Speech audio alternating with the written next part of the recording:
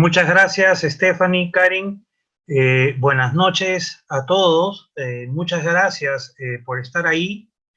El Perú y el mundo pasan momentos bastante complicados y en verdad nuestra prioridad siempre debe ser la salud. Sin embargo, no por ello debemos dejar de lado lo que, digamos, esté pasando con la economía, que es lo que vamos a ver y a entrar directamente con el tema económico. Miren, en total van a ser 28 días de cuarentena. La pregunta es, ¿cómo analizar el impacto sobre la economía, considerando que existen, cuando uno lee los medios, las redes, existen miles de interpretaciones sobre qué cosa va a pasar, qué cosa no va a pasar? Miren, yo creo que la mejor forma de hacerlo es entrando con temas sumamente sencillos. En cualquier economía existen tres agentes económicos: los consumidores, léase los compradores; los productores, léanse las empresas; y el gobierno. ¿Cómo funciona una economía, digamos, normal, por así decirlo? Los compradores, valga la redundancia, le compramos cosas a los productores. Los productores, a su vez, con lo que obtienen, le pagan a los que trabajan ahí. Y esos que trabajan ahí vuelven a producir cosas y venderlas a los consumidores. Y en ese camino, los gobiernos cobran impuestos con el fin de redistribuir riqueza, con el fin de bajar pobreza, de dar educación pública, salud pública y un largo etcétera. Esa es la forma como funciona. ¿Ok? Pero ¿qué cosa es lo que está pasando ahora? Lo que está pasando es que, por un lado, las empresas no están produciendo porque la gran mayoría, salvo aquellas vinculadas con servicios esenciales, están cerradas. Este es el primer punto. Si no producen, pasan dos cosas. Primero, que no están comprando insumos ni materias primas porque no están produciendo. El restaurante, por ejemplo, ya no compra pescado porque no está abierto y por ende no vende ceviche. Y tampoco, como no vende, no tiene cómo pagarle a los trabajadores. Y entonces se producen despidos o vacaciones obligadas o cualquier figura parecida. Y esto es lo que se conoce con el nombre de cadena de pagos. Y quiero ser bien claro en esto porque se ha conversado mucho sobre este tema. Digamos que una persona tenga una pequeña empresa que produce mascarillas para cubrirnos contra el coronavirus. Esa pequeña empresa le vende al Estado las mascarillas. Cuando el Estado le paga a esa empresa o esa pequeña empresa lo que hace es pagarle a sus trabajadores, los que a su vez con el dinero que reciben compran otras cosas y así se mueve toda la economía. Cuando se rompen esos links, se rompe la cadena de pagos, porque si yo le compro a alguien insumos para producir lo que fuere y no me paga o no le pago, entonces se interrumpe.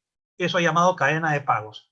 Lo que hay que evitar, y les adelanto que vamos a verlo con cuidado más adelante, es que lo que tenemos que hacer que no pase es que se rompa la cadena de pagos que ya se está rompiendo. Vamos a entrar con calma. Los consumidores, a su vez, nosotros, ¿por qué no compramos? No compramos porque no tenemos ingresos, no estamos vendiendo, y la realidad, según la última encuesta de Ipsos, es que solamente el 18% sigue trabajando por la vía de teletrabajo. Esa es nuestra realidad ahora. ¿Ok? Entonces, dicho esto, hay que sumarle más problemas a esta realidad. Primero, 72% de los trabajadores son informales. ¿Ok? ¿Esto qué cosa significa? Que son personas que viven al día, viven con lo que venden durante el día. Y como no existe ningún censo de informales, lo único que deberíamos estar usando, porque sí lo tenemos, es el censo de 2017. A menos que tampoco se confíe en el censo.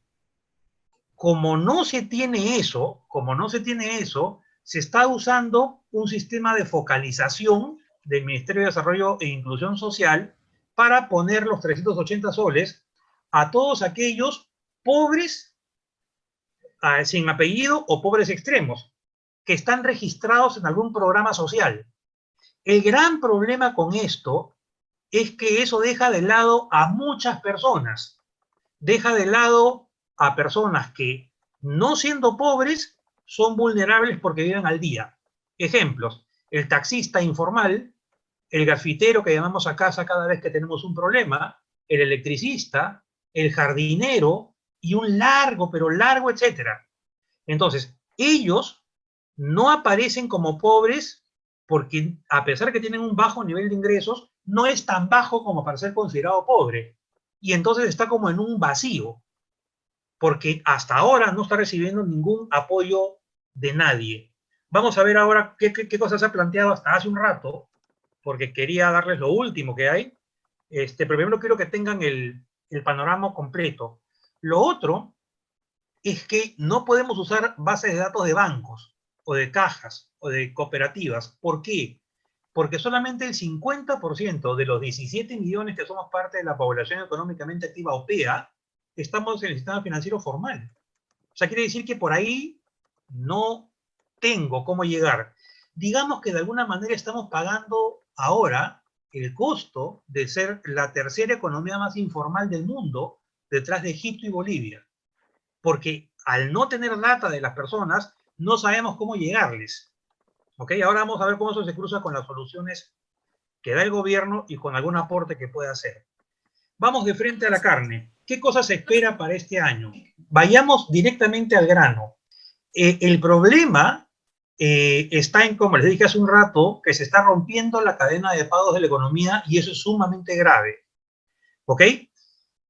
Considerando dos cosas, y quiero ser en esto bastante claro, considerando que esto se arregle, digamos que volvamos a la vida cotidiana gradualmente a partir del 13 de abril, gradualmente, y que el coronavirus se vaya, digamos, derrotando en los siguientes 3 meses aproximadamente, se esperaría que la economía peruana cayera este año entre 3 y 6%. ¿Ok? Es una caída descomunal simplemente. La inversión privada, por su parte, estaría cayendo 16%. Lo que quiero desarrollar con ustedes esta noche es que esta crisis no tiene precedentes. Esto significa que no tenemos contra qué comparar, no tenemos patrón de comparación. Por lo tanto, todo lo que hagamos va a ser nuevo y vamos a aprender en el camino, cometiendo errores y logrando aciertos. Desde mi punto de vista, y les adelanto porque esta es la parte introductoria nada más, se requieren dos cosas. La primera, una masiva intervención del gobierno en la economía, como jamás se ha visto en la historia económica del Perú. Y esta masiva intervención tiene que ir sobre empresas básicamente de todo tamaño y sobre especialmente pequeñas y medianas empresas. Y por otro lado tiene que ir sobre aquellos que no reciben el bono porque no son pobres, pero que siendo no pobres viven al día. ¿Ok? Más adelante les muestro los cálculos y sí puede lograrse. Sí tenemos el dinero para hacerlo. El problema, claro, uno puede estar discutiendo, el problema es la gestión, ¿no es cierto? En los últimos días hemos visto a muchas personas muy, muy pobres que no recibían el bono. Porque la focalización que ha hecho el MIDI, esa es una focalización que tiene imperfecciones. Fue por eso que modestamente propuse cubrir a todo el segmento D y a todo el E, sin excepción. Porque la focalización siempre tiene problemas. Mejor es pecar por exceso que pecar por defecto. Sigamos entonces. ¿Cómo se transmite esta crisis a la economía? Miren, lo primero que hay que entender es que esto del COVID-19 es una crisis de salud. ¿Ok? Es un choque que afecta a la economía, pero que no ha sido generado, por lo menos no por nosotros. Y ante ese problema de salud, el gobierno y los gobiernos toman una serie de medidas. Ejemplo, cuarentenas y varias medidas de otro tipo. ¿Ok? Son estas medidas las que generan el problema en la economía, con consecuencias devastadoras para las empresas, trabajadores y sistemas financieros. Dicho esto, creo que queda claro que para tener éxito en el enfrentamiento de lo que está pasando con la economía, Primero hay que enfrentar la causa, que es la propagación del COVID-19. En la medida que se está propagando, pareciera un poco más, es que se ha dispuesto hoy que el toque de queda sea más temprano. Y mucho más temprano en las zonas, en la región norte, más Loreto, porque parece que se transmite todavía más. Les quiero que quede esto transparente, y disculpen que sea tan insistente.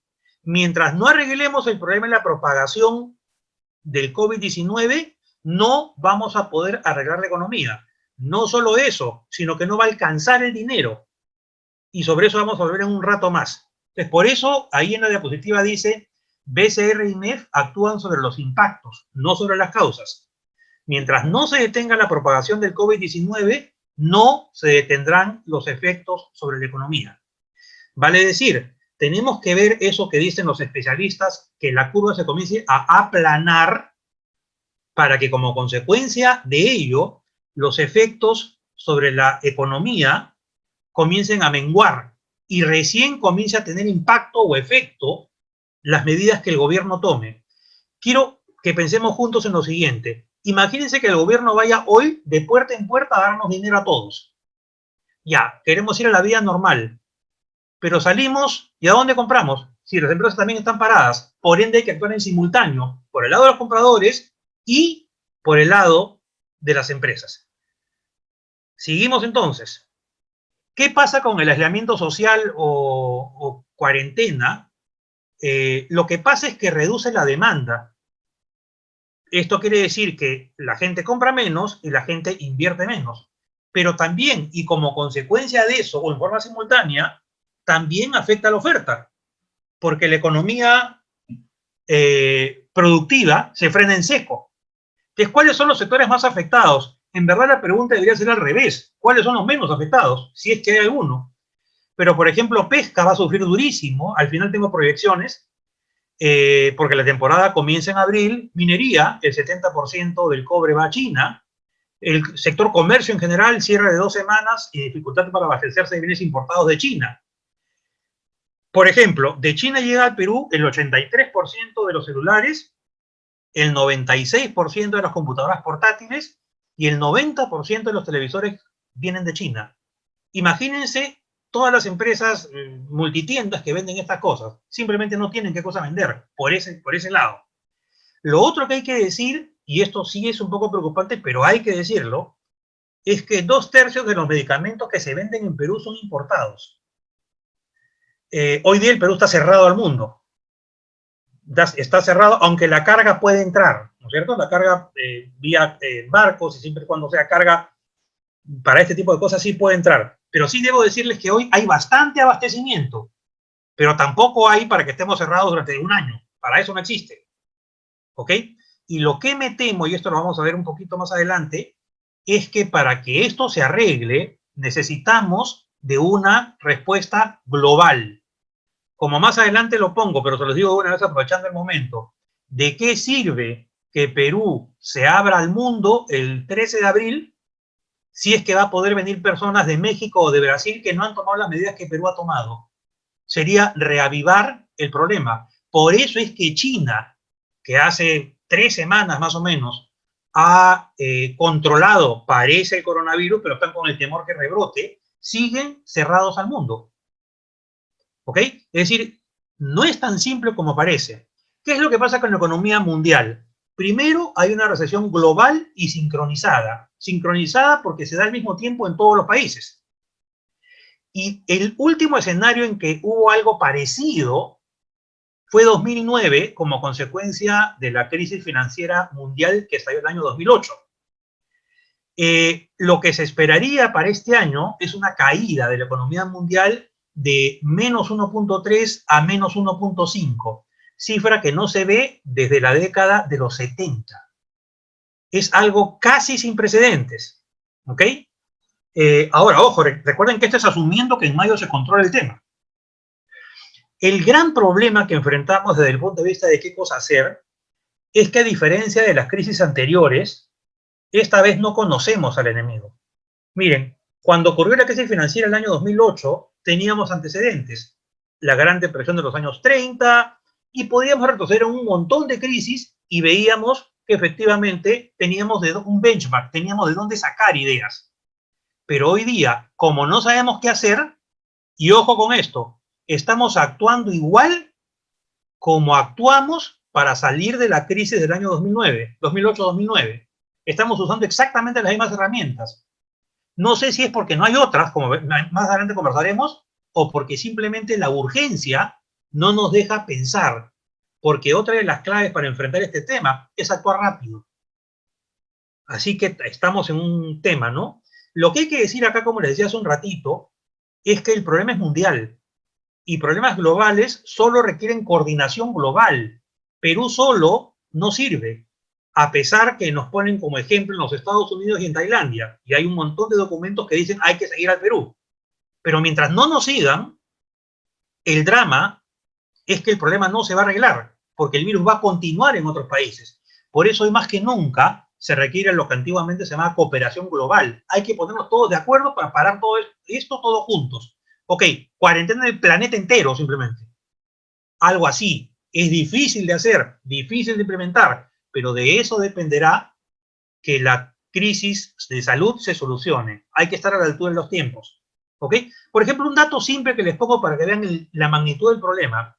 El 40% de la población mundial no tiene instalaciones básicas para lavarse las manos. ¿Ok? Y lo que se nos pide para que no nos contagiemos es que nos lavemos las manos. Otra simple curiosidad. Para entregar este bono de 380 soles, ahora de 760, este bono de 380 soles tenías que buscar en internet si es que eras o no sujeto del bono. Dos temas ahí, hasta tres. Número uno, en el segmento E, que es el segmento más necesitado, ¿todos manejan internet? Segundo punto, en el segmento E, imagínense a un anciano de 90 años que está en cama sin poder moverse. ¿Tiene que ir al banco? O sea, ¿va a ir al banco? Porque el sistema impide que vaya un familiar. Tercer tema, bajo el supuesto que sí puedan ir al banco, ¿no se genera acaso una aglomeración, que es lo que queremos evitar? Esa gente cobra el bono y va al mercado a comprar. ¿No se genera acaso una aglomeración en el mercado? Por eso es que la solución tenía que ser al revés. No está mal la idea, y quiero ser claro en esto, pero sí hubiéramos tenido que usar mejor a las Fuerzas Armadas, a la policía, para entregar bolsas con víveres literalmente de puerta en puerta. Honestamente, le suena exagerado lo que estoy diciendo, de repente asistencialista, pero no se me ocurre otra cosa.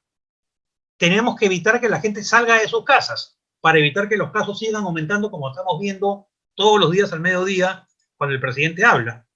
Miren, para que tengan una idea, la caída de la producción industrial en China entre enero y febrero.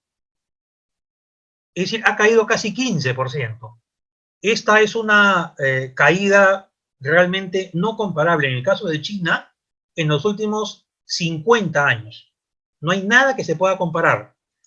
Este índice no importa lo que significa, la forma de construirlo, pero significa, mide el nivel de incertidumbre que hay en los mercados financieros. Ahí saltan dos picos claros, claritos.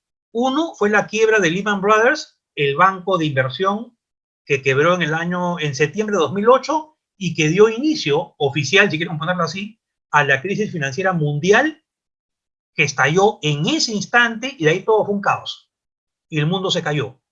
Miren que el nivel de incertidumbre que eso ha generado es igualito, e inclusive un poco menor, a la incertidumbre generada por el COVID-19.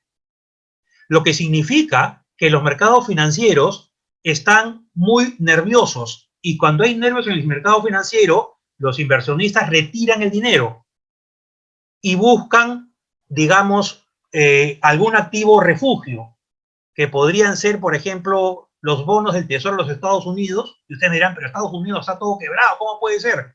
Sí, pues, pero Estados Unidos puede emitir dólares y con esa emisión, la maquinita de hacer dólares paga todo y no genera inflación dentro de Estados Unidos, porque cualquier exceso de dólares literalmente sale de los Estados Unidos y lo recibimos nosotros.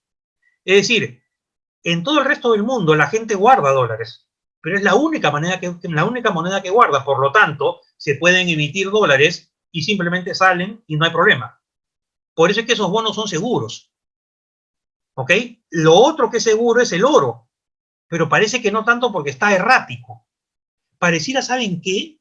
No tengo datos por lo que voy a decir, pero quiero compartirlo. Que el dinero en este momento no sabe dónde ir. Y en eso soy textual, no sabe hacia dónde ir. Es una situación realmente inédita. Fíjense, miren cómo ha caído la rentabilidad de los activos financieros. Miren abajo, acciones, acciones, acciones. Y sobre esto vamos a volver en un rato más con el tema de las AFPs, porque hace un par de días se me ocurrió en una red social abrir un hilo explicando esto de las AFPs y fui literalmente apanado simplemente. Todos me decían, o la gran mayoría, que sí sabía cómo invertir el dinero a diferencia de las AFPs, que sí comprarían acciones. Es decir, lo que me preocupa es el desconocimiento total. Noten que este dato de acciones, de la gente que solo hubiera comprado acciones, caída de menos 27%, 31%, 33%, solo en 2020. Lo amarillo es solo 2020. O sea, enero, desde el 1 de enero hasta hace unos días. Entonces, claro, cuando uno dice, ¿por qué mi fondo de pensiones cae? Y algunos que tiran agua para su molino porque quieren votación o porque quieren caerle bien a la gente, dicen, ah, las AFPs invierten mal. Y mi pregunta es muy simple, ¿y en qué invertirías?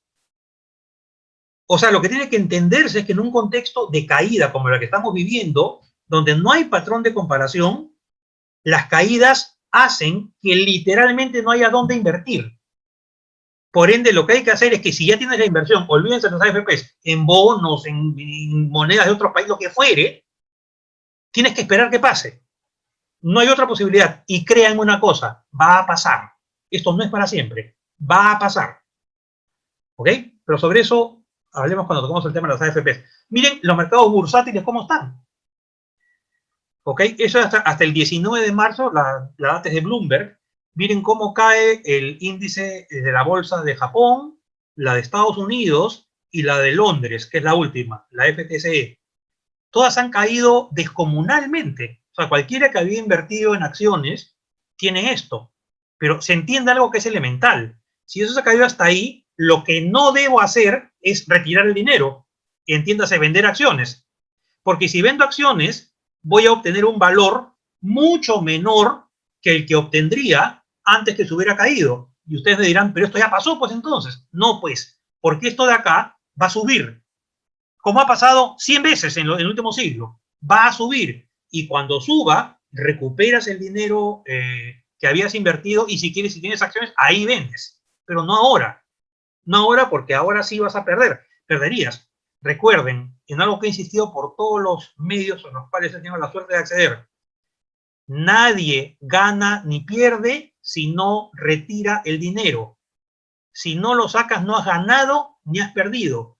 Cuando lean ese tipo de comentarios en la red, las AFPs o quien fuera ha perdido hasta no sé cuánto por ciento, eso es falso. Eso es no conocer nada de finanzas. Y si alguien no conoce nada de finanzas, mejor no hacer el comentario. Solo pierdes si sacas el dinero, nada más. ¿Ok? Los bancos centrales en todo el mundo, al igual que en 2009, han bajado tasas de interés. ¿Con qué objetivo? Perú lo hizo el 21 de marzo. ¿Con qué objetivo? Si tú bajas tasa de interés, haces más barato para los bancos prestar. Pero yo digo una cosa, si no hay nadie en la calle durante este tiempo de acá, nadie está pidiendo prestado. Las tasas están bajando solas, sin necesidad que el Banco Central agote una herramienta que tiene acá. Pero en fin, no la veo mal, pero simplemente las tasas están cayendo solitas, porque nadie está pidiendo préstamos por temor, porque no conoce, tiene incertidumbre respecto a sus ingresos en los siguientes meses y un largo, etcétera. Aquí tienen la data del 27 de marzo de todos los países que han aplicado restricciones de viajes por el brote de coronavirus. Y esto afecta directamente, como ustedes intuirán, a turismo. Y por ende, al afectar turismo, afecta a restaurantes, guías de turismo, hoteles, hostales, etcétera, y un largo etcétera. Noten ustedes que uno de los que no ha tomado este tipo de restricciones es México. Interesante, ¿no? Y otro dato interesante que va a quedar para analizarlo, no ahora, sino cuando ya esto pase, es por qué África es el continente menos afectado. Uno dirá, porque muy poca gente va allá. Eso no es verdad. Hay harta inversión china, harta inversión inglesa en África. Pero sin embargo, por alguna razón que puede tener que ver con el clima, no se han visto afectados en grandes números. Los afectados en Mozambique, en Tanzania, no pasan de 2 o 3. Ese es el tema, que lo hace interesantísimo, pero eso será para un trabajo de investigación más adelante. Y esto ha tenido pues un impacto gigante en las aerolíneas, como ustedes pueden ver. Lo que está con color rojo es la caída de los vuelos comerciales. Justamente desde el punto en que ustedes leen ahí que la OMS anuncia que el COVID-19 es una pandemia, se caen todos los vuelos comerciales. ¿Ok? Y aquí, como veremos, yo creo que también va a tener que haber un rescate.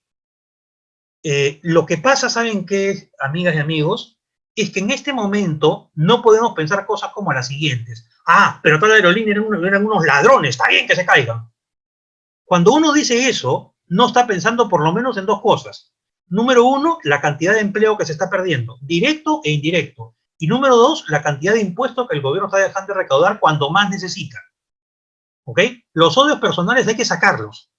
Si algo les puedo decir, y se los digo en confianza, aunque no lo veo, que he aprendido a lo largo de mis años estudiando economía, es que uno tiene que tener cabeza fría y siempre leer las 2 caras de la moneda.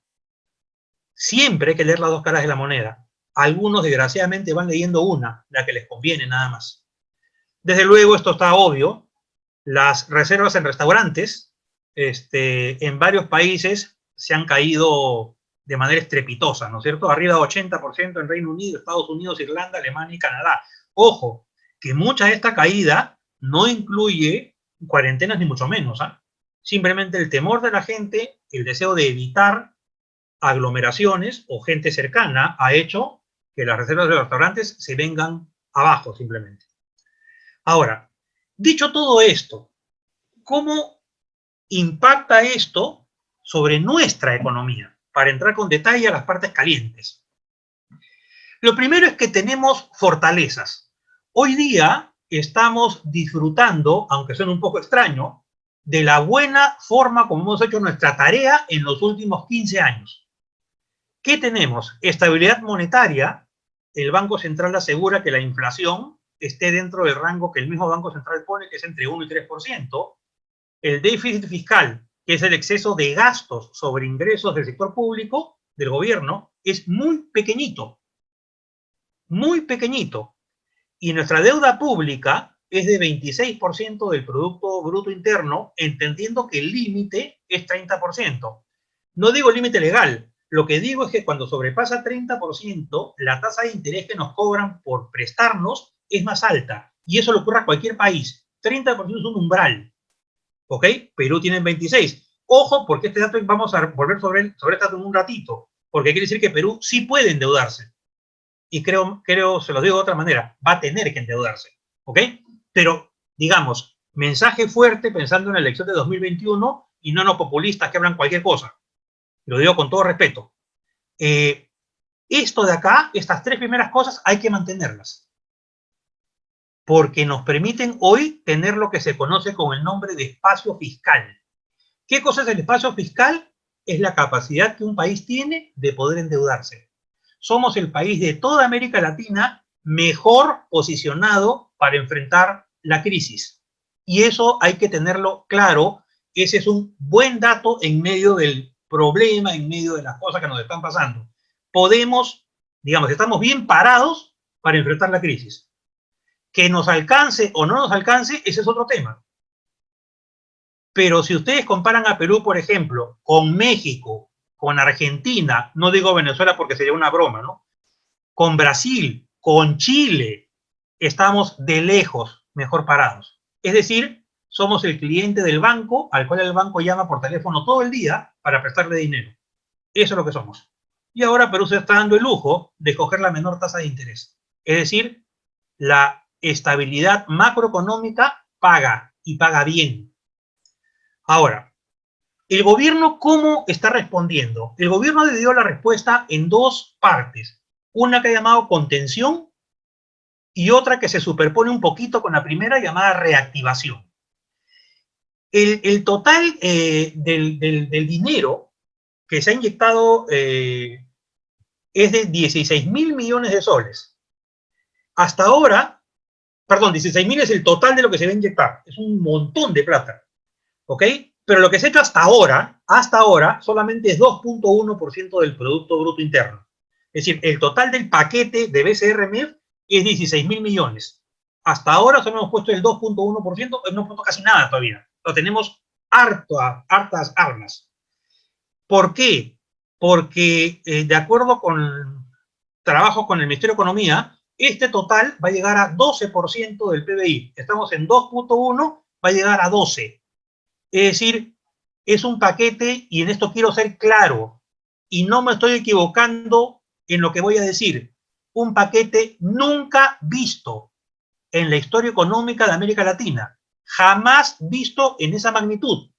Han habido paquetes de 7, 8%, inclusive en 2009 en China metieron un paquete que fue 9%, pero si vemos América Latina y vemos Europa, que son los dos que he logrado ver hoy día con mucho detalle, ninguno de los paquetes llega siquiera a 5 o 6% del PBI. El paquete de Perú es fantástico simplemente. Claro, la pregunta es, ¿cómo vamos a inyectar ese dinero? Y sobre eso volvemos en un segundo. Básicamente estamos respondiendo de manera similar a los efectos de la crisis del año 2008. La pregunta es si son iguales. De hecho, no son iguales en el origen, pero sí son iguales en la consecuencia. Pero la consecuencia ahora es peor.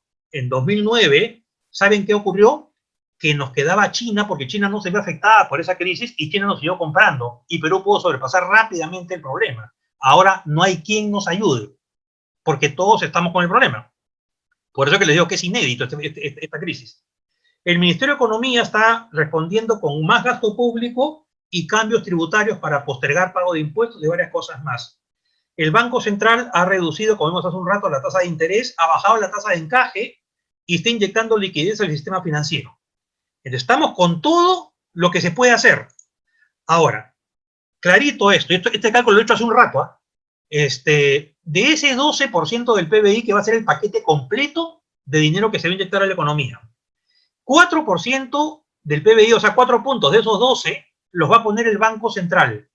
Va a inyectar, y no me equivoco en escribir la cifra, 30.000 millones de soles a las empresas. A las empresas solamente. Todavía no está el detalle de cómo y a cuáles, pero esto va a ser en la siguiente semana o la siguiente semana y media. El 8% de esos 12 puntos los pone el MEF. La mitad sale de los ahorros que el MEF tiene. Ese ahorro se llama Fondo de Estabilización Fiscal. Es como el chanchito que tenía el MEF guardado y que nadie sabía. Noten entre paréntesis, hay que decirlo, lo importante que puede ser ahorrar. Lo importante que puede ser ahorrar. Ahí está el chanchito. Y la otra parte, la otra mitad, sí va a salir, como les dije hace un rato y enganchamos con lo anterior, de deuda barata a la que podemos acceder gracias a las políticas macroeconómicas que tenemos. Quiere decir que el mayor paquete económico de la historia de América Latina se va a hacer en el Perú sin generar ningún problema, por lo menos en el mediano plazo, a nuestros equilibrios. Que después va a tener que ajustar un poquito después con el tiempo, sí, pero no nos destruye. Castellano, Argentina intenta hacer esto y no puede. Y se los digo porque tengo conexión muy cercana. No puede Argentina porque nadie le quiere prestar y no tienen ahorros. ¿Ok? Clarita la diferencia. Sigamos entonces.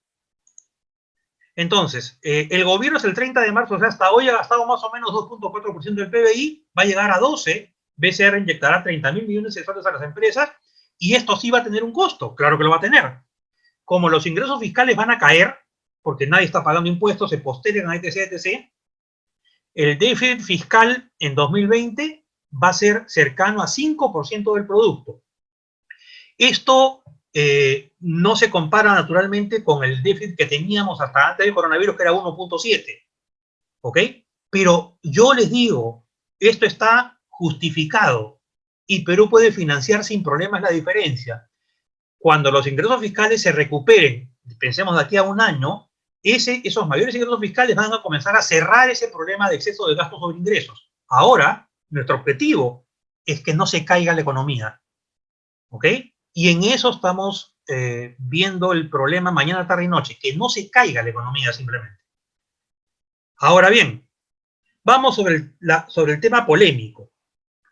El proyecto de ley de retiro del 25% del fondo de pensiones en las AFPs. Como saben ustedes, ese proyecto fue desestimado, pero con el objetivo de calmar al Congreso y algunos personajes del Congreso, lo que se ha hecho es aprobar retirar hasta 2.000 soles, pero solamente para aquellos que no aporten al sistema hace 12 meses. ¿Ok? Esa es la medida que se ha tomado. Ya veremos, en un rato le doy mi opinión. ¿A cuántos beneficia? A 1 millón de personas y por lo tanto, asumiendo que esas personas tienen familias, a 2,5 millones de personas. Y eso le cuesta a las AFPs, porque el dinero no sale del aire, 5.300 millones de soles. Yo me hago una pregunta.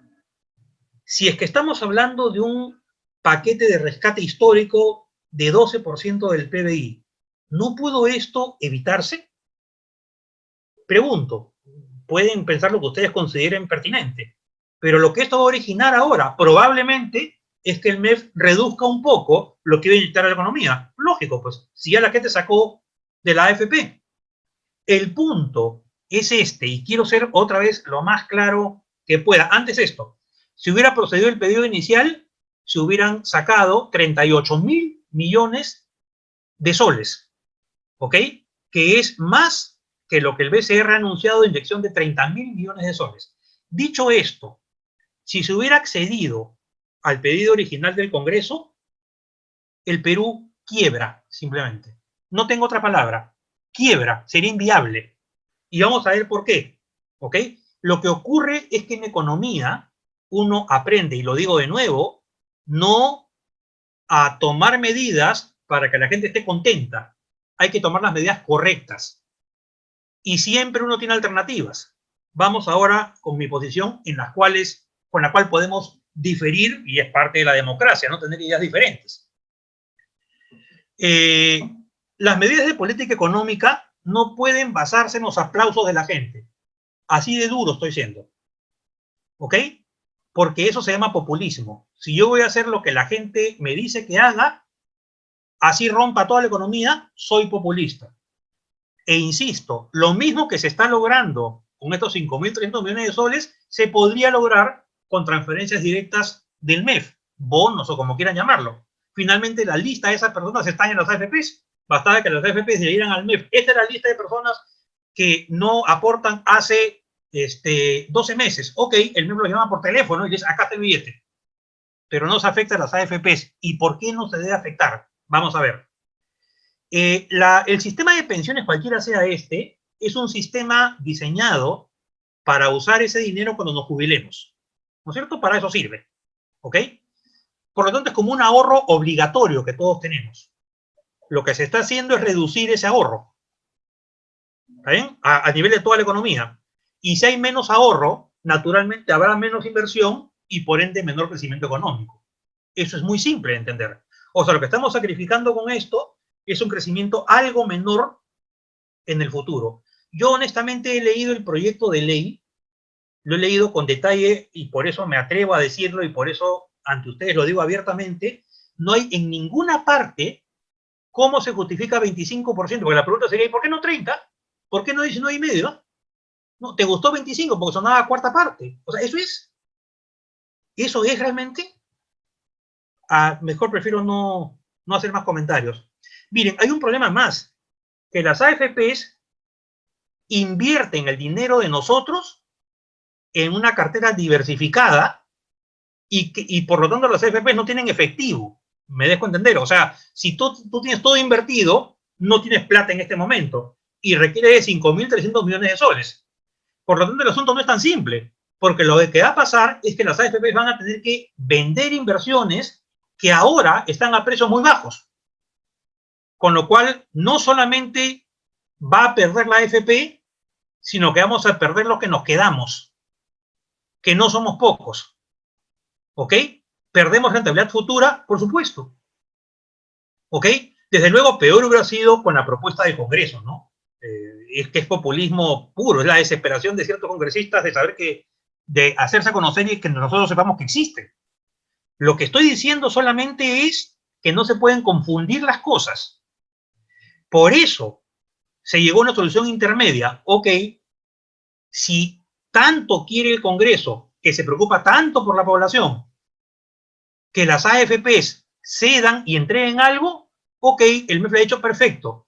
Hasta 2.000 soles solamente para aquellos que no aportan por lo menos hace 12 meses. ¿Ok? Lo que no se está viendo es lo que estoy poniendo acá. Primero, disminuye el ahorro nacional. Segundo, las AFP van a tener que vender las inversiones que habían hecho a precios muy bajos, con lo cual nuestra rentabilidad hacia el futuro cayó. ¿Ok? Y ojo, esto no significa que no se requiera una reforma de las AFPs. Esta reforma, la pregunta que tenemos que hacernos es, ¿por qué no se hizo desde 2001 hasta ahora? ¿Qué han hecho los congresistas durante todo ese tiempo? Bueno, ya sabemos qué cosas han hecho. Pero ¿por qué no se hizo? Y esa reforma tiene que contemplar dos cosas por lo menos. Primero, que la comisión siga a la rentabilidad que tienen los fondos invertidos. Es decir, si es que sube los fondos invertidos, sube la comisión, como seguramente pudo haber ocurrido 2003-2008. Y si bajan, también baja. Y lo segundo es garantizar una pensión mínima a aquellos que hayan aportado más de un número X de años.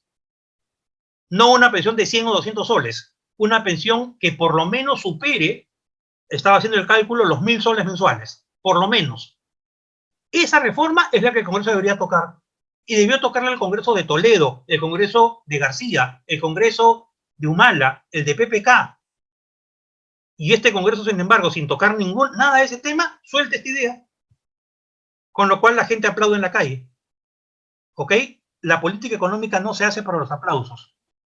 Los economistas no hemos nacido para hacer lo que la gente diga. Hemos nacido para hacer lo correcto.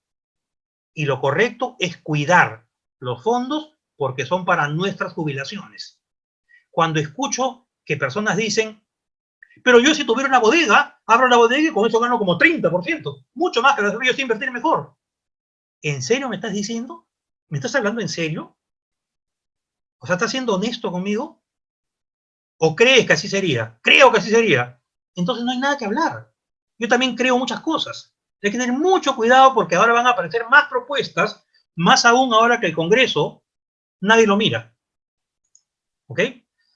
Ahí tienen algunos datos. Miren el tipo de cambio, la subida que ha tenido, pero no pueden negar que se ha estabilizado también. BCR usa reservas y lo está estabilizando. Comparen el caso de Perú con el caso de cualquier otra economía de América Latina y verán la diferencia. Cómo acá se sostiene y en otros países no se sostiene. Caída del precio del cobre descomunal simplemente. Ahí lo tienen. Una caída terrible en el precio del cobre, minería se ve afectada. El oro comenzó a subir como activo refugio, pero luego comenzó a caer. Pero ¿por qué se explica esta caída en el caso del oro? Porque muchos inversionistas optaron por bonos del Tesoro de los Estados Unidos, que como les dije hace un rato, son bonos segurísimos porque la Reserva Federal puede emitir e inyectar dólares casi sin límite porque no crea inflación. Porque los dólares salen de los Estados Unidos y dentro de Estados Unidos no habrá inflación entonces. Entonces, este cambio fue el que hizo que el oro caiga. El valor del oro, como pueden ver acá, al 19 de marzo está literalmente en el suelo. ¿Ok? Por eso, cuando algunos dicen, ¿y por qué el BCR no tiene reservas en oro? Ahí está el resultado, pues. Ahí está. Ahí está. El petróleo sí ha caído de una manera, pues, estrepitosa, ¿no? Ojo que esto tiene que ver no solo con el tema del COVID-19, sino también tiene que ver con este problema, conflicto que hay entre Rusia y Arabia Saudita. Rusia quería restringir la producción de barriles de petróleo. Arabia Saudita, claro, para que el precio suba, Arabia Saudita dijo no, se picaron, se molestaron entre los dos y Arabia Saudita decidió producir más petróleo y el precio se cayó. Ese es el precio actual.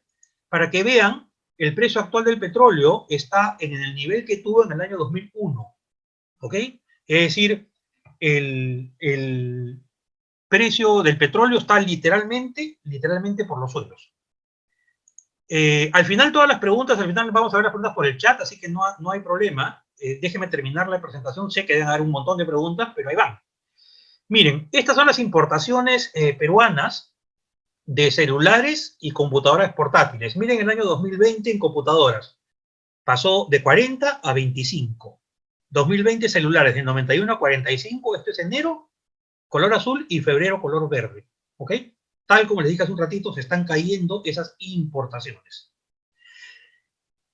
Sin embargo, a pesar de todo lo que estoy comentando, la aprobación del presidente Vizcarra ha subido y subido bastante. Y aquí les voy a dar mi opinión personal. A mí me parece que Vizcarra es un excelente gestor de crisis. Gestor de crisis. O sea, hay que llamarlo cada vez que hay una crisis. Pero eso no lo convierte en un buen presidente. ¿Ok? Hay que diferenciar las cosas. Ahora se ve un Vizcarra con liderazgo, tomando acciones, pero cuando no pasa nada, es como si no supiera qué hacer. Parece como si su hábitat fuera convivir con una crisis. Pero, por eso, no le quito ningún mérito a lo que está haciendo. ¿Qué cosa es lo que debemos evitar? Vamos con las soluciones ahora. ¿Qué cosa debemos evitar? Tenemos que evitar primero que las micro, pequeñas y medianas empresas quiebren. Número uno. Segundo, ¿qué tenemos que evitar? Que se desplome el ingreso de las familias. Tercero, ¿qué tenemos que evitar? Que aparezcan problemas en el sistema financiero. No queremos que nuestro sistema bancario quiebre, para ponerlo en fácil. ¿Ok? No queremos que nuestra bolsa se destruya. Y cuarto, como consecuencia, tenemos que evitar que se rompan las cadenas de pago. Menuda tarea. Pero claro, ante esto, las medidas tienen que ser excepcionales. No hay ningún libro de texto en economía que te diga qué cosa hacer acá. Las medidas tienen que ser excepcionales porque la situación es excepcional y no tiene precedentes. Entonces yo acá he tratado de inventar algunas alternativas que quería compartir con ustedes. Primero, la mayoría de proveedores del sector público, entiéndase ministerios, gobiernos regionales, municipalidades, etcétera, son MIPES, son pequeñas empresas. Por ejemplo, una pequeña empresa que le vende lapiceros al gobierno. Cuando lo hace, la factura se paga a 30 o 60 días dependiendo del caso. ¿Ok? ¿Qué es lo que planteo acá? Que tanto MEF como cualquier otra entidad estatal, pues el BCR también puede ser FUNAT, paguen inmediatamente por adelantado a las MIPES. Porque es la única forma que las mantengan trabajando, las mantengan operando. No hay otra. Y en forma simultánea, dar líneas de crédito a interés cero a las MIPES. ¿Y por qué me pongo tanto con las MIPES? Porque las MIPES tienen más o menos el 70% del empleo en el Perú. Al mover las MIPES, logras evitar que el empleo se te caiga. Claro, con esto evitamos que las MIPES se queden sin liquidez. Pero la pregunta que suena también bastante lógica es, ¿a quién le venden? Claro, ya la MIPE produce, pero ¿a quién le vendemos? ¿Ok? Entonces, por esa razón, es que tenemos que seguir con el bono, esta vez duplicado a 760 soles, pero tenemos que agregar a los pobres, a los no pobres, pero vulnerables, que viven al día. Ellos no están recibiendo nada, y ellos son más o menos 5 millones de personas. Ahí hay que entrar. Esa es la parte del programa que se va a implementar, pero que está faltando. ¿Ok? Otra opción, digamos, dentro de la misma opción podría ser no hacer tanta distinción y entregar a todos un monto por el mes desde que comenzó la cuarentena. Pueden ser 500 soles o algo así, o lo que alcance. El MEF tiene los recursos. O sea, estoy siendo literal, que el MEF, las Fuerzas Armadas, quien fuere, vaya de puerta en puerta. La pregunta es, ¿debe entregar dinero o debe entregar todos los días alimentos? Yo me inclino por lo segundo para evitar aglomeraciones en el cobro del documento o en los mercados cuando salen a comprar. Lo otro es que Banco Central debe entregar liquidez a entidades financieras. Esto recién se anunció hoy, esto estaba preparado desde ayer, pero ya se anunció hoy. Esto va a estar cubierto. Lo otro que hay que hacer que no se está viendo es que la Superintendencia de Banca y Seguros debería tomar medidas macroprudenciales. ¿Qué cosa es esto? Son simplemente medidas para adelantarse, para ver qué pasa. Si una vez que comienza todo a mejorar, aumenta la morosidad del sistema bancario. Tenemos que ser vigilantes, tenemos que ser prudentes en que esa morosidad, por favor, no aumente, se sostenga donde estamos. Si es que entregamos liquidez por acá a los que compran y a los que venden, esa cuestión puede funcionar. Una alternativa más exagerada es la alternativa 2. Como la salida no tiene precedentes en la historia mundial, el gobierno debería garantizar una compensación ilimitada por la pérdida de ingresos y salarios a empresas y trabajadores afectados por la cuarentena. Esto supone una enorme inyección de liquidez, pero de una sola vez. Porque, ¿de dónde parto para esto? Fíjense, quiero trasladarles la idea. Es como si el gobierno, les pido que hagamos la abstracción, fuera como una compañía de seguros. ¿Ok? Se produjo el fenómeno, se produjo el evento catastrófico. Ok, el seguro paga. El MEF y el BCR tienen que entrar con todo en esta segunda opción. El problema, claro, porque esta sería una de las formas de estar seguros que se va a mantener la cuarentena. Castellano, si yo te pago tu sueldo en tu casa, sea formal, informal, lo que fuere, entonces no tienes para qué salir, pues, salgo para comprar. Y si quiero ser más fino, te entrego la comida. ¿Ok? ¿Cuánto cuesta esto? Cuesta entre 11 y 12% del PBI, que coincide con la cifra que se ha anunciado. ¿Ok? ¿Esto va a traer un aumento de la deuda? Sí. Tal como lo planteó originalmente con los cálculos iniciales, implicaría que la deuda pase de 26% del PBI a 46%, que es demasiado. ¿Ok? Pero esto es, recuerden, haciendo una entrega de dinero a todas las personas de los segmentos C, D y E, a todas, sin distinguir. Sé que es exagerado, pero ¿saben qué? El problema es que no tenemos un padrón que nos diga estos sí y estos no. E insisto, parece que el famoso censo de 2017, recordarán los problemas que tuvo, no sirve, porque nadie lo menciona ni nadie recurre a él. ¿Ok?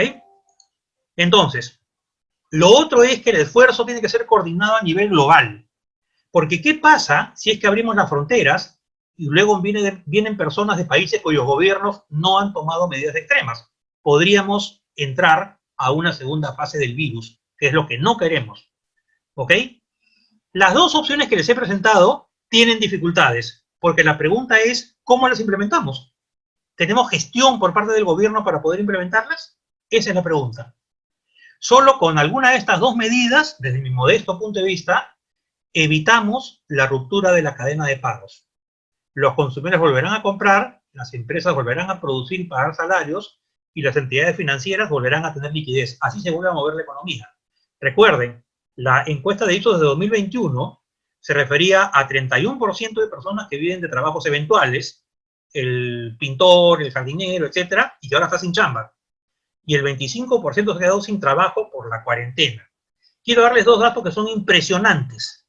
Miren, dos datos. Entre enero y marzo, lo que digamos hasta hace 4 días, se han perdido 700.000 empleos formales en el Perú.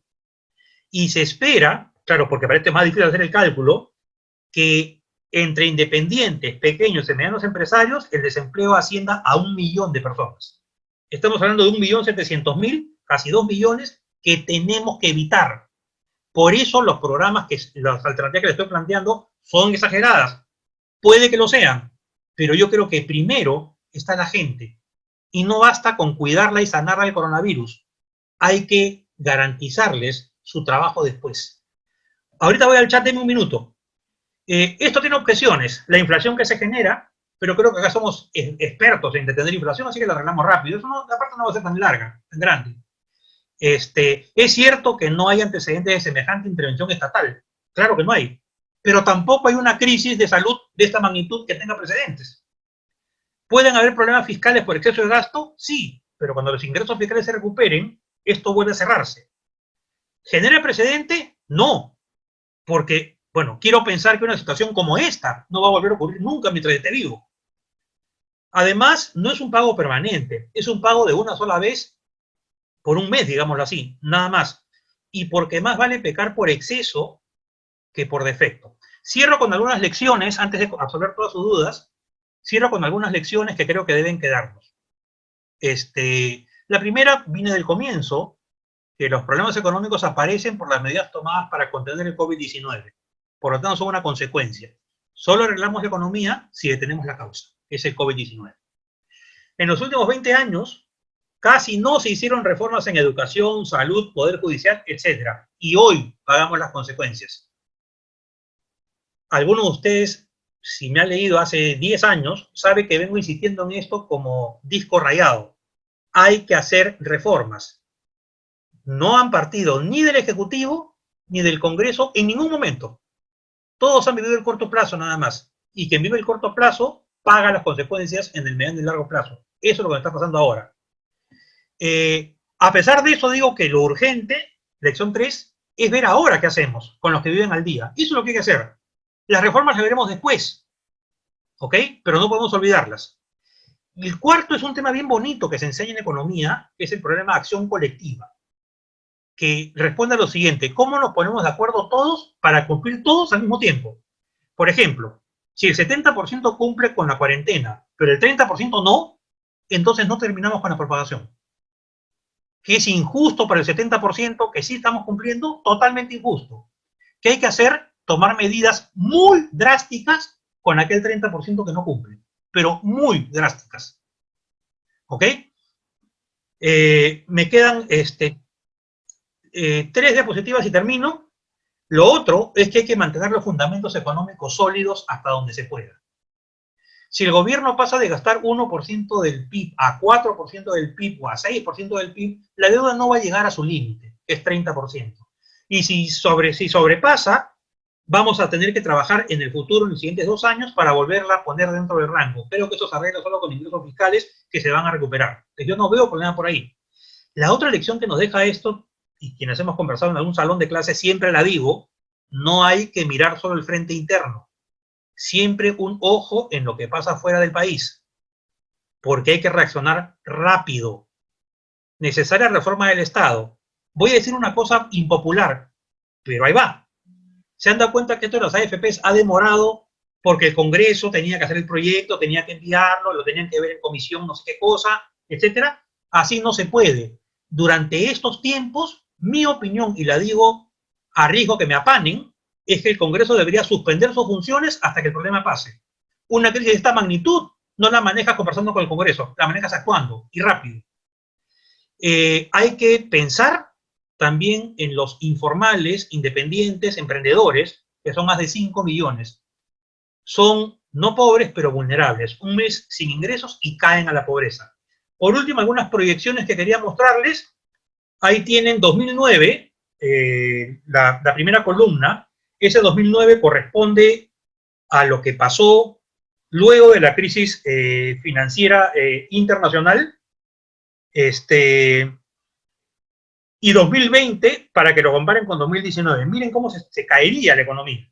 Es un trabajo hecho por apoyo, lo que lo ha sacado hoy día, pero quiero que miren cómo cae agropecuario. Claro, agropecuario es el que menos cae, uno de los que menos cae, ¿no es cierto? Porque el sector de alimentos sigue funcionando.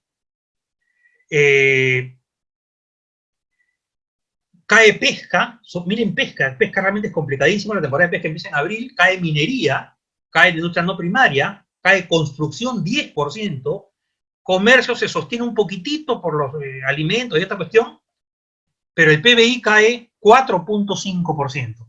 Ese es el estimado de apoyo. Yo creo que va entre 3 y 6, es difícil decirlo porque no sabemos cuándo es que va a terminar esta pandemia. De modo que quisiera ahora escuchar sus preguntas. Quiero entrar al chat para leerlos por ahí. O si quieren, Stephanie les da la palabra. No sé, Stephanie, ¿cómo procedemos? Carlos, ahí tienes una opción que es más. A ver, para que puedas ver el chat. Si me dice dónde está el más, yo te creo.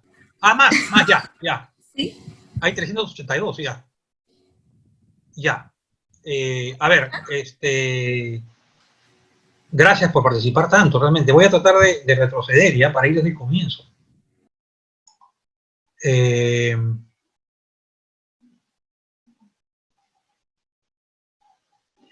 A ver, la pregunta de Luis Darío es si deberíamos volver o no a la ONP. La respuesta de mi opinión es no. Esas pérdidas se van a recuperar pronto a lo largo de este siglo. En lo que va de este siglo han habido 6 caídas de magnitudes similares. Lo que es curioso es que como no hubo cuarentena, mucha gente ni siquiera se dio cuenta.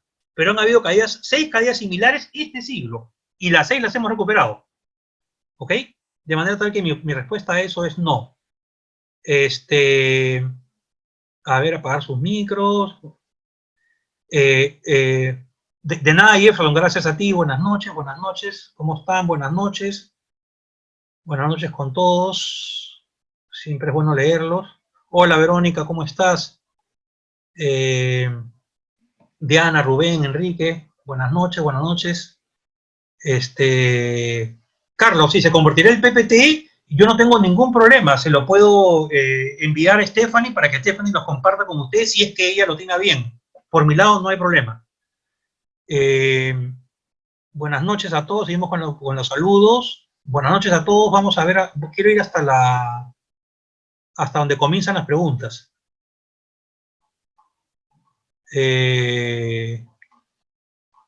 Seguimos bajando. Bueno, voy a bajar con esto mejor ya, porque...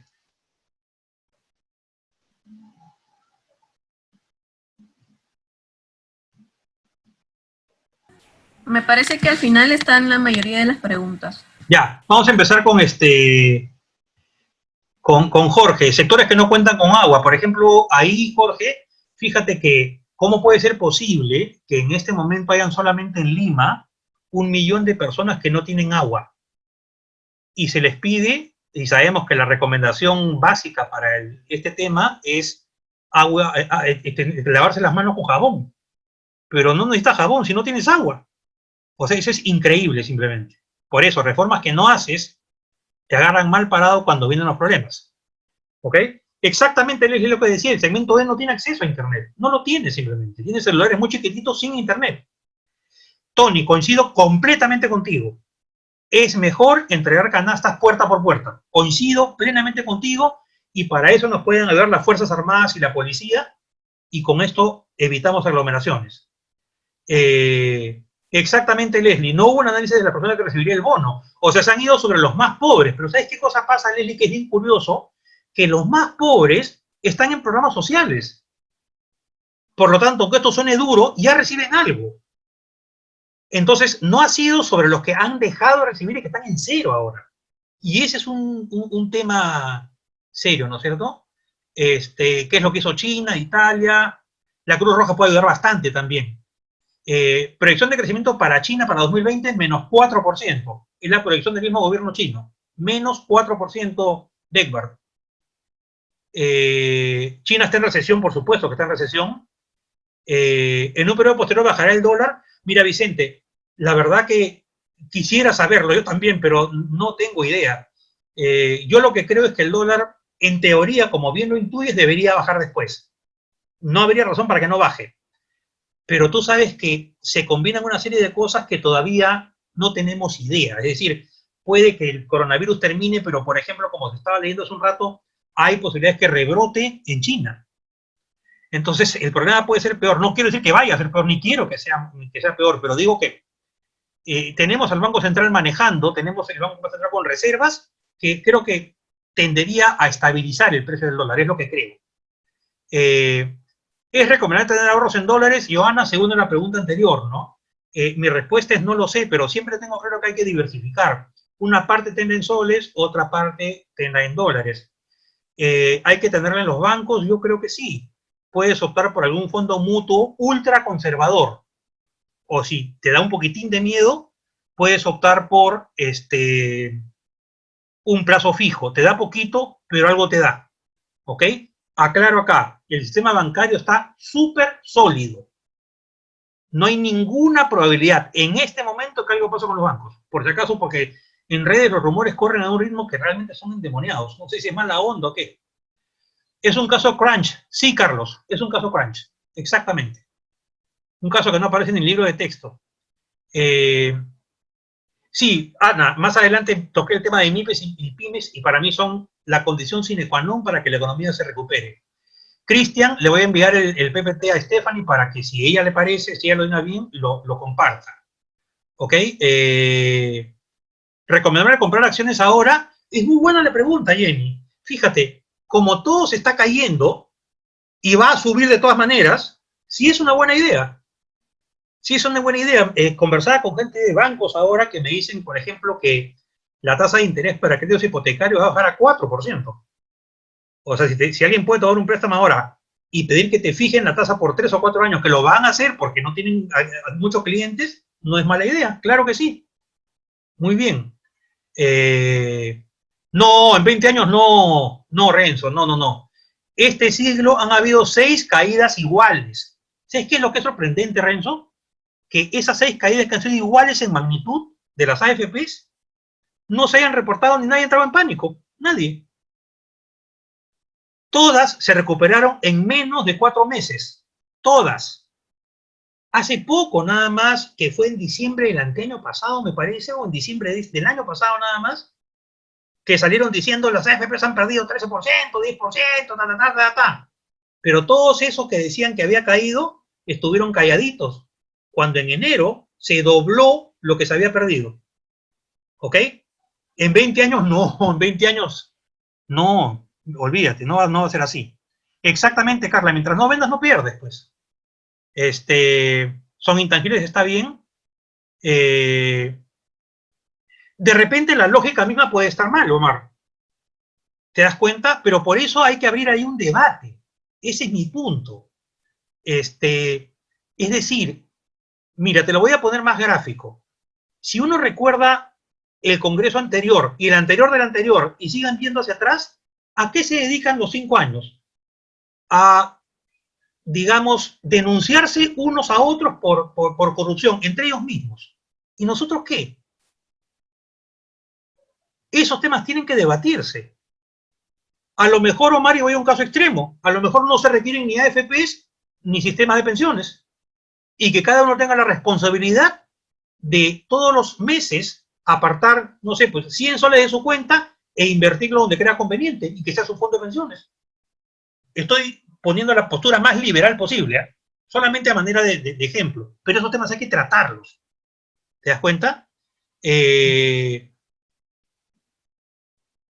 A ver, gracias, Renzo. Claro, Vicente, México es un problema serio porque tienen una visión diferente del problema que hay que respetar, pero esperemos que les vaya bien, porque es lo que nadie quiere que le vaya mal a nadie, ¿no? Sí, los números de vuelos a África son bajos, totalmente de acuerdo, Carlos. Pero llega mucho inglés, llega mucho francés, llega mucho chino. ¿Tú sabes que la mitad de la inversión extranjera en África es China? O sea, la conexión de China con África es enorme. ¿Ok? Yo la pregunta le he hecho porque he limpiado por esos factores. O sea, he agilado esos factores y la pregunta sigue siendo la misma. No tengo la respuesta, pero ahí está. Puede ser lo que dice Johan, que recién comienza África. Esa es una buena posibilidad. Sí, Johan, es perfectamente posible. Ojalá que no. Porque si nosotros tenemos un mal sistema de salud, imagínate los países de África subsahariana. Puede ser también Rodolfo. Tiene la experiencia del ébola. Puede ser, es un buen comentario. Gracias, Nafda. Sí, yo pienso lo mismo. Hay mucho resentimiento y hoy día no estamos para eso. Coincido, Vicente, primero hay que vencer la causa, que es la salud. Evitemos toda decisión populista ahora más que nunca, Nafda. Ahora más que nunca. Claro, hay que reformar las AFPs o pensar en otro esquema. Estamos abiertos a cualquier idea. Lo que yo trato de dar la respuesta es con el sistema que tenemos. ¿Ok? Pero que hay que reformarlo apenas que no se normalice, sin ninguna duda. Sin ninguna duda. Yulisa, a ver, ¿a qué te refieres? ¿Se debe entender que esta medida beneficia a las personas que no cuentan con un trabajo de un año a más? No, se refiere a las personas que no han aportado a una AFP en los últimos 12 meses, tengan o no tengan trabajo. Porque hay muchos independientes que aportan, pero que hace un año decidieron no aportar, por ejemplo. Desde ahí, a ese grupo se le permite sacar 2.000 soles en 2 cuotas de 1.000 soles cada mes. Existe la pensión mínima, Julio, pero es una pensión casi que es una vergüenza, pues. Y yo creo que si uno aporta por un sistema de pensiones, requiere tener garantizado un mínimo si es que aporta un número determinado de años, ¿no? No si empezó a aportar hace 3 días, pero si aporta pues 30 años, necesitas un mínimo, un mínimo que te permita vivir decentemente, ¿no? Bueno, Carlos, esa es una opinión, que no saben dónde invertir, esa es una opinión. Yo la respeto, pero no la comparto. Claro, pues, Joana, ese es el problema, pues. Pero para eso hay que hacer la reforma, pues, Joana. Justamente para eso. Porque no es posible. Mira, mi padre tiene 94 años, ha sido funcionario público toda su vida. Su pensión son 800 soles. ¿Te das cuenta? O sea, yo conozco el tema porque lo conozco a mi familia. Entonces, son cosas que no pueden pasar. Claro, Omar, están en cuestión por todos, en Chile, en Perú, en Argentina, por supuesto que sí. El tema, por eso digo, Omar, es lo siguiente. Si una persona considera que podría invertir mejor que una AFP, entonces vayamos a un sistema que elimine las AFPs. Y así, cuando llegues tú a los 70 años, simplemente tú tendrás que vértelas porque para eso no hubo AFP. ¿Te das cuenta? Ese es el punto. Pero lo curioso es que en todo el mundo hay sistemas de pensiones estatales o privados o lo que fuere. ¿Ok? Perfecto, Leslie, hay que buscar otro sistema. Claro que hay que buscar otro sistema, hay que buscar una reforma. Pero por eso, yo respondí la pregunta del 25% porque es lo que se necesita ahora. Hay que buscar un sistema donde la comisión del sistema de la empresa, no pone el nombre que quieras, sea un porcentaje de cómo van los fondos. Si los fondos suben, su comisión sube. Si el fondo baja, entonces su comisión baja. ¿Ok? Y lo otro es asegurar una pensión mínima. Por lo menos eso. Pero para eso hay que hacer una reforma del sistema de pensiones. Hay bastante petróleo, eso está haciendo que baje. Exacto, Carlos. Bueno, José Luis, respeto tu opinión. Si sostienes que la encuesta no tiene valor de Ipsos de Vizcarra, Ipsos no es de Vizcarra. Pero bueno, leo todo, pero hay que tener un poco de frialdad porque cuando uno hace esa afirmación, José Luis, que es un consejo, yo no te conozco, hay que tener pruebas. Si no hay pruebas, mejor no hacerlas. Con todo respeto lo digo. A ver, Nil, sí, yo creo que tendría que ser reformado, sin duda alguna, tendría que ser reformado. Ya te dije los dos objetivos. Pensión mínima, razonable, siempre esa pensión mínima encima del salario mínimo, siempre. Y segundo, que la comisión, que es lo que le molesta a todos, vaya en función, es algo que siempre lo he propuesto, yo te paso, al margen que le moleste a alguien, que vaya en función de la rentabilidad que consiguen. ¿Ok? Ahora, si la propuesta es que no haya pensiones, claro, ahí viene la pregunta, pues, Nil, la pregunta es ¿en qué invertimos? ¿En qué invertimos? Una idea, el ahorro a plazo fijo, si lo tomas en dólares, por ejemplo, por mencionar algo, te da ¿cuánto? 1,5% al año en el mejor escenario. ¿Ok? La AFP en promedio, ojo, promedio, 93-2019, desde que se creó el sistema, da 8% al año. ¿Ok? Entiendo que hay un rechazo frontal a las AFP por un tema de casi de ADN, está bien. Pero como les dije al comienzo, y por eso puse el parche antes, yo soy economista, trabajo sobre datos. Las opiniones se respetan, pero los datos son fríos. Nada te ha dado 8% al año desde el 93 hasta ahora. Nada. A pesar que han habido caídas y subidas, ¿no? Liquidez de las empresas, claro. Víveres, sí. ¿Cuál es su opinión sobre la apertura de aeropuertos después que el gobierno levante la cuarentena? Mi opinión es que no deberían abrirse, Luis Darío, por lo menos no todavía. Tenemos que evitar que este esfuerzo que estamos haciendo todos de quedarnos en casa pague en el sentido positivo. Tenemos que hacerlo. No podemos traer, mira, China ya superó, como sabes, el virus en Wuhan, ya no lo tiene, pero está cerrada, iba a estar cerrada por los siguientes 4 meses a turismo extranjero.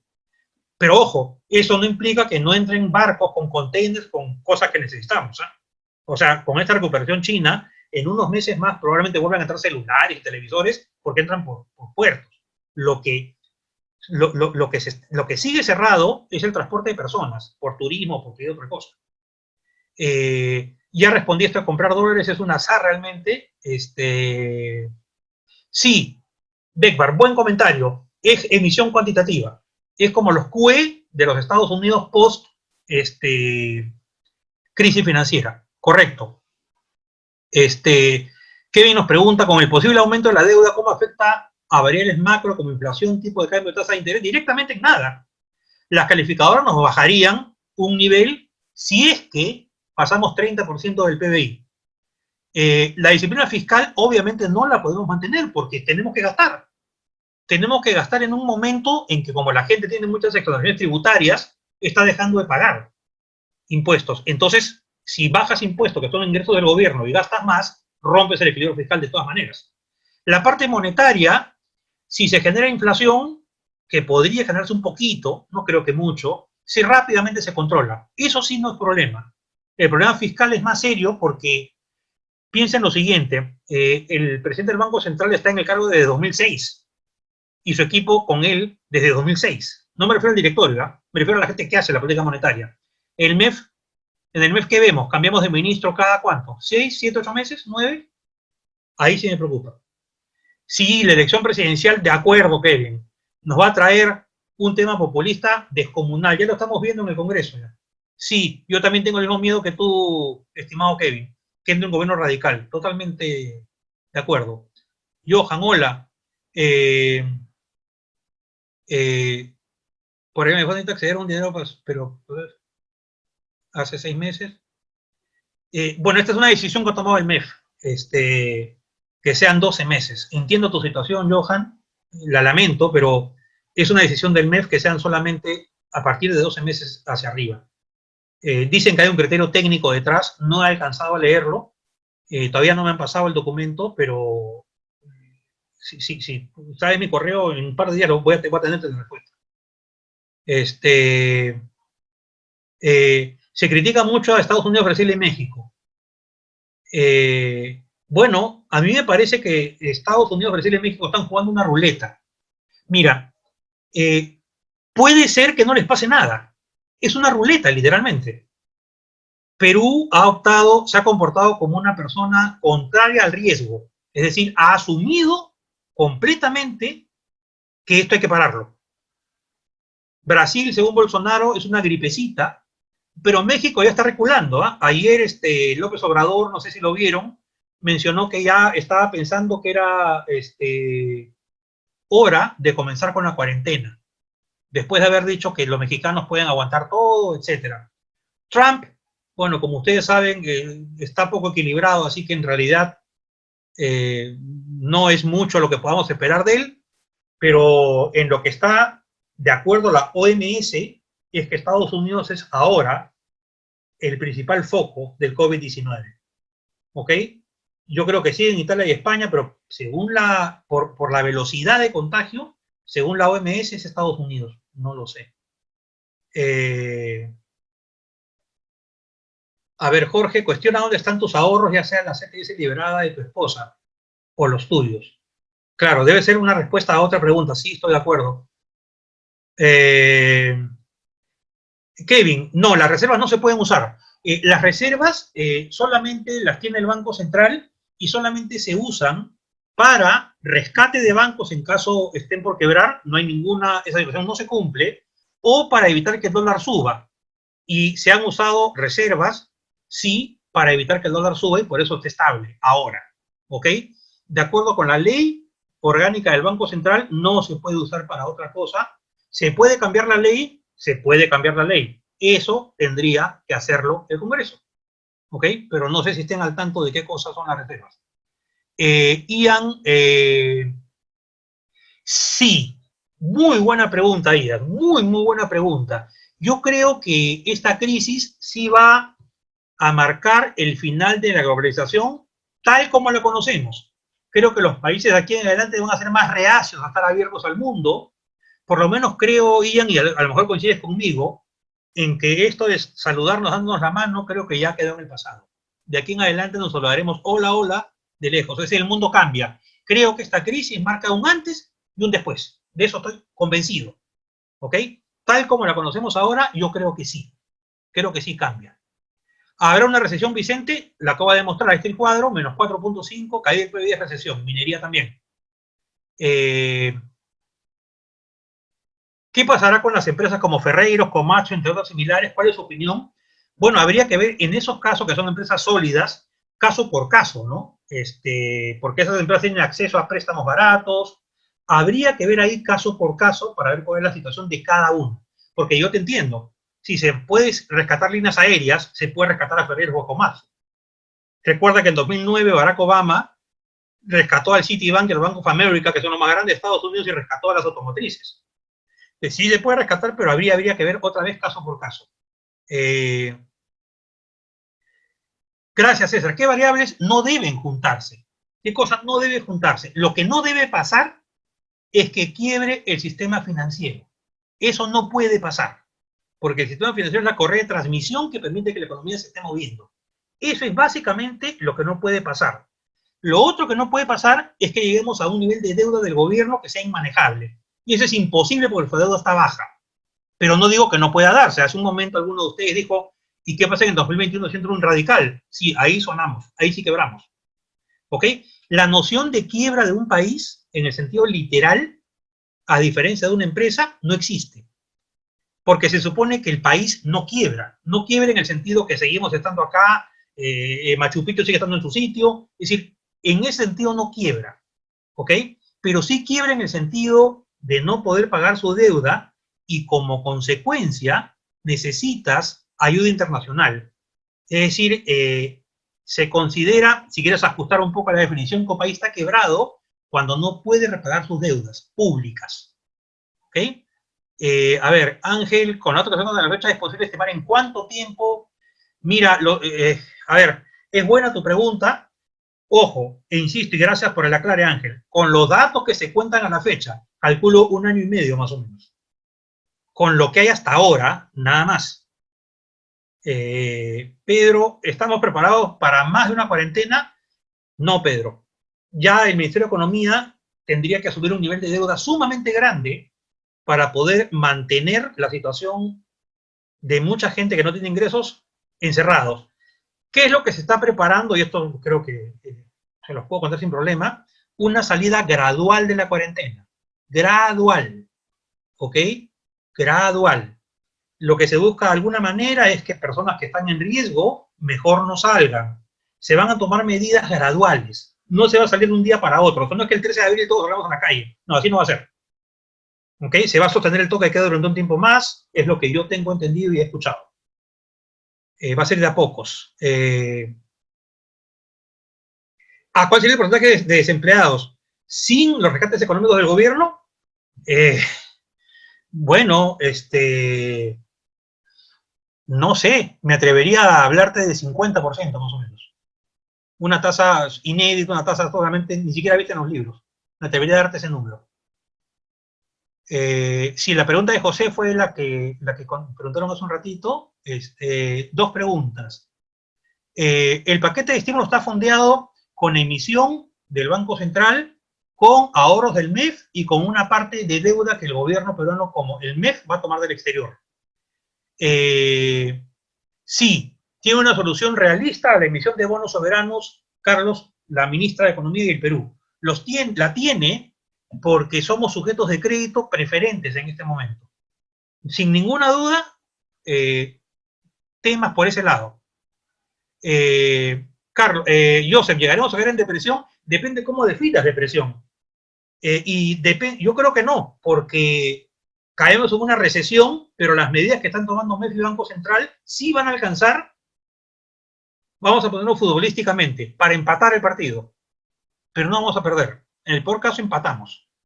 Las diapositivas se las paso a Stephanie, ella decidirá si se las manda. A ver, ¿qué es lo peor que puede suceder aquí? Bueno, yo creo una explosión social es lo peor que puede suceder como consecuencia que las empresas no se muevan, que las personas no reciban ingresos y que no haya que comer. Sería una situación caos total que nos podría llevar a un golpe militar. si quieres llegar a una solución extrema, Verónica. Sí, pero no creo que lleguemos a eso, pero ya la pregunta al fondo. Exactamente, Nafta, ese es el problema. Ese es el problema que falta enfrentar. La clase media desempleada, que hay muchísimas personas y que siguen creciendo porque están habiendo despidos. Entonces, el siguiente paquete del MEF, que es el paquete que se está preparando, está contemplando algunas medidas para ese grupo que no es pequeño, ¿ok? Pero todavía se está armando, debe salir en unos días. Otra vez la pregunta de Ferreiros y Komatsu. El sector autoconstrucción, bueno, yo creo que va a continuar, ¿no? Pero una vez que se recupere la economía. Mientras tanto, no hay forma. Esto ya se preguntó. ¿Qué pasa si las medidas de contención no se toman? La economía no sufre tanto. Claro, de hecho, la economía no sufre tanto, que es lo que dice Donald Trump. Pero se te muere mucha gente en el Perú. ¿Okay? El estimado de la OMS es que si no tomas ninguna medida de contención, debe morir en el país más o menos 40% de la población. Si no haces nada, nada de nada. ¿Ok? Y la verdad es que comprenderás que con ese dato prefiero tomar todas las medidas posibles de contención. Exactamente, Julio. Sí, la respuesta es sí. Hola, Carlomar. Diapositivas se comparten. Industria automotriz, problemas. Los insumos que vienen de China recién van a entrar a mitad de año. La gente con el trauma que se va a quedar difícilmente va a pensar en cambiar de auto por el momento. No se ve bien la economía en lo que queda este año. Vamos a pensar en esos términos.